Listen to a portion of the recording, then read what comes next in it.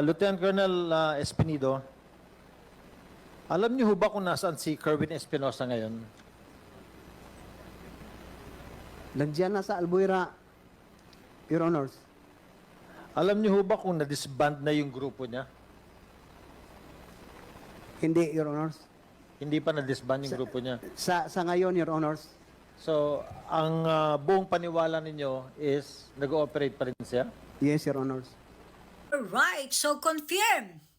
Pulis na mismo ang nagkumpirma na buhay na naman ang kalakaran ng drogation sa Leyte. Why?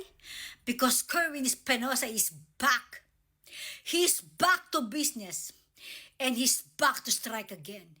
He's back to destroy again our youth, especially dyan sa Leyte. Congratulations to you, Kerwin. And congratulations sa lahat ng mga Addictus Benedictus. Mananaig na naman ang karapatan nyo. Ang human rights nyo ay nandito na naman. Buhay na naman kayo. Salamat sa bangag na administrasyon. Salamat sa iyo, BBM.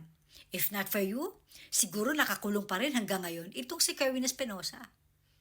Anyway, ano kaya mangyayari dito kay Richard Gomez at saka kay Espinido?